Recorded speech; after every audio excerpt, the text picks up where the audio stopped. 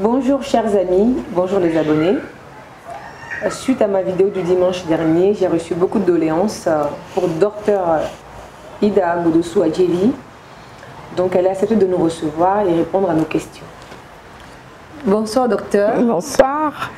Vous allez bien? Plutôt bien. Merci de nous recevoir malgré votre emploi du temps chargé. Donc voilà, j'ai quelques questions à vous poser. Mes abonnés aimeraient savoir les causes des fibromes. Qu'est-ce qui cause les fibromes? Alors, les fibromes sont constitués de fibres conjonctives, comme on en a dans l'organisme. Mais les fibromes sont ce qu'on pourrait appeler une condensation de ces fibres-là, avec des vaisseaux. Et cela devient un noyau bien constitué, souvent bien limité, qui va s'implanter dans le muscle ou partout où il y a du tissu conjonctif. Donc vous pouvez avoir des fibroadénomes dans le sein, vous pouvez avoir des fibromes dans l'utérus. Et c'est juste un mode de vieillissement de ces structures fibreuses qui vont s'agglutiner, être peut-être mal vascularisées et quelquefois dégénérées. Mais la plupart du temps, les fibromes ou myomes sont, on va dire, bénins. Il n'y a pas de malignité au départ. Est-ce qu'il y a un traitement pour et contre les fibromes? Oui, bien sûr. Le traitement, qu'on pourrait dire médical, va être symptomatique.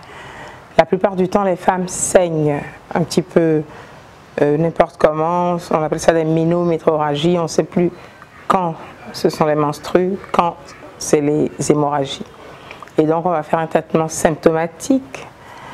On va parer aux douleurs parce que quelquefois, il y a des signes de pesanteur pelvienne parce que certains fibromes sont lourds à porter.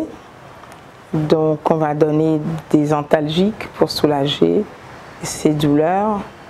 Mais le vrai traitement est chirurgical parce que les fibromes sont de consistance très dure. Ce sont des fibres organisées et ce serait de la prestidigitation de vouloir dire qu'on les enlève comme ça. Donc, le véritable traitement, c'est la chirurgie. Mais tous les fibromes ne sont pas à opérer. Il y en a qui sont tout petits, qui vont peut-être pas grandir, mais il y en a qui sont même tout petits, ils sont dangereux parce qu'ils sont proches de la muqueuse utérine.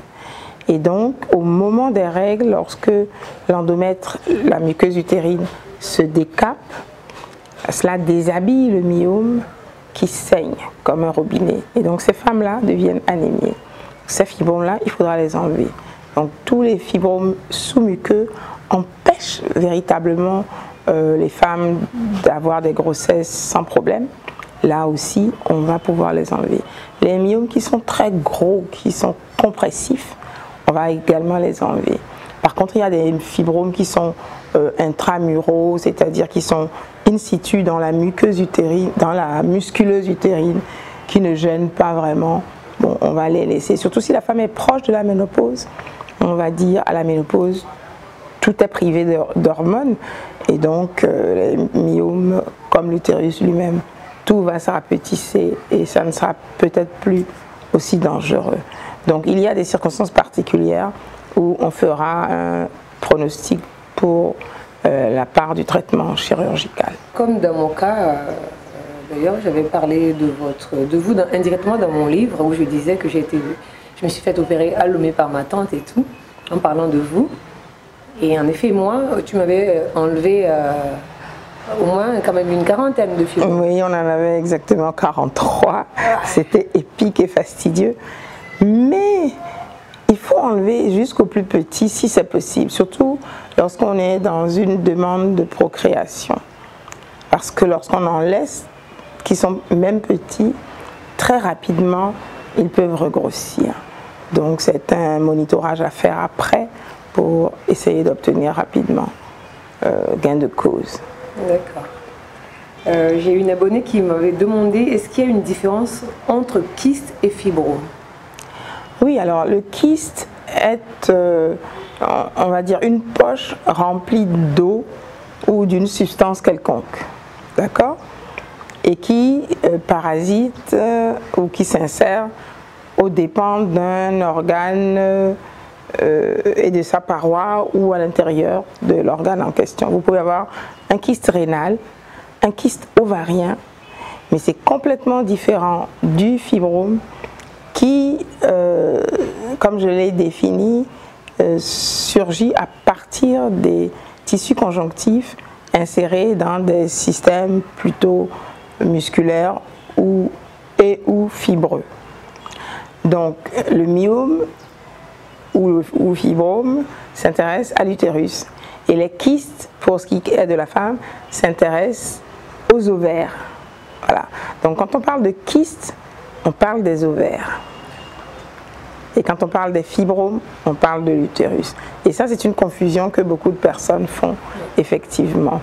Alors, les kystes sur l'ovaire, en fait, il y a des kystes fonctionnels qui dérivent d'une ovulation non produite.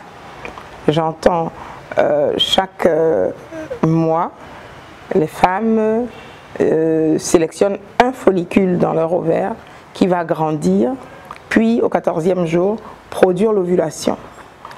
Maintenant, s'il n'y a pas d'ovulation, soit parce que le statut hormonal ne soit pas suffisant, ou qu'il y ait peut-être une petite résistance au niveau de l'ovaire, une petite infection ou quoi que ce soit, l'ovulation ne se produit pas.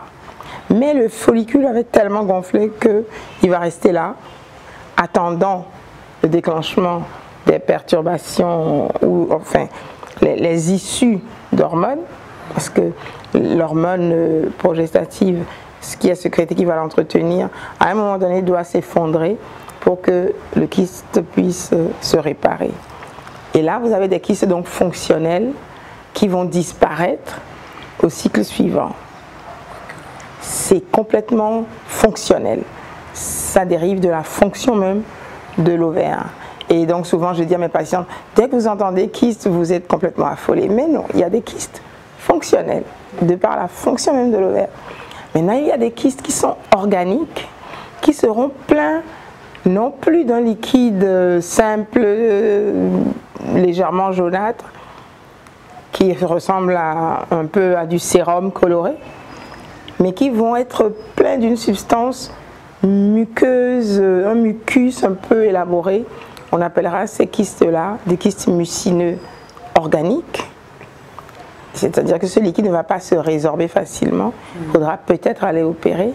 Et il y a les kystes qui sont plus méchants, qui sont les kystes dermoïdes. Et qui sont un petit peu une aberration, on ne sait pas trop pourquoi. On peut y trouver des cheveux, des dents, des bizarreries vraiment. Quand on les enlève très précautionneusement, parce qu'ils peuvent être dégénératifs. Donc, quand on les sectionne, on peut y trouver ces éléments-là. Ce sont des kystes dits dermoïdes qui sont quand même à ne pas garder parce que s'ils se rompent, c'est très mauvais pour l'abdomen. Voilà les sortes de kystes, en parlant des kystes ovariens, ce qu'on peut comprendre, un kyste fonctionnel ou un kyste organique. Et tant que vous n'en êtes pas au kyste organique, point n'est besoin d'opérer. On fait des séquences hormonales qui permettent de contrôler, de mettre au repos les ovaires et finalement, ça évolue favorablement. D'accord. D'accord. Donc la prochaine question, pourquoi les femmes noires développent plus de fibromes que les femmes blanches? Alors, les femmes noires, on ne va pas dire qu'elles ont plus de tissu conjonctif, hein, mais on sait ce que c'est que de faire des kéloïdes, par exemple. Oui. Les cicatrices qui deviennent exubérantes, qui deviennent... Et c'est très fréquent dans la race noire.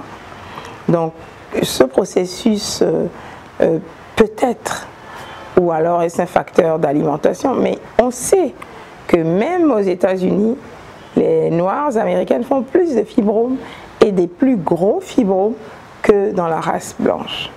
Voilà. C'est peut-être une question de tissu conjonctif plus affluents, plus durs, plus résistants, et qui donc en s'organisant, s'organisent de façon plus exubérante.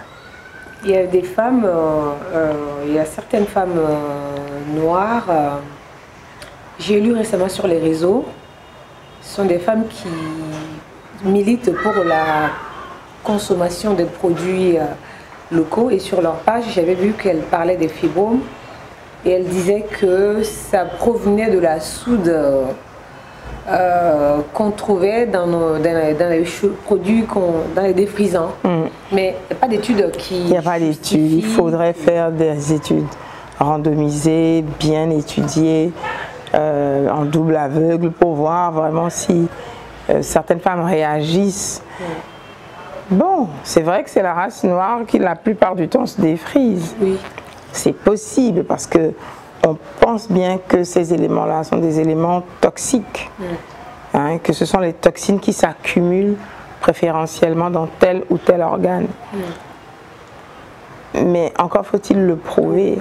Toujours est-il que le jeûne, guérissant beaucoup de choses, le jeûne pourrait aider à amenuiser jusqu'au fibrome, jusqu'à la graisse du ventre, toutes ces mauvaises graisses qui s'organisent un peu dans notre organisme.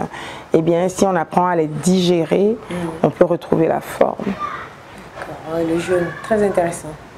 Le jeûne, j'aime bien. D'accord. Nous sommes, toutes les questions sont passées. Est-ce que vous avez un petit mot à dire à nos abonnés? Je félicite les abonnés de ton blog, c'est ça? Oui. Et je trouve que c'est extraordinaire de communiquer comme ça, par-delà les frontières, par-delà les soucis, hein, de se rapprocher comme étant des amis. On peut causer, on peut poser des questions. C'est formidable. Je t'encourage. Je pense qu'il faut continuer comme ça. Merci, merci docteur Ida. Donc voilà, nous sommes à la fin de notre entretien avec docteur Ida Boudessou-Adjili. J'attends vos questions pour la prochaine rencontre. À très bientôt.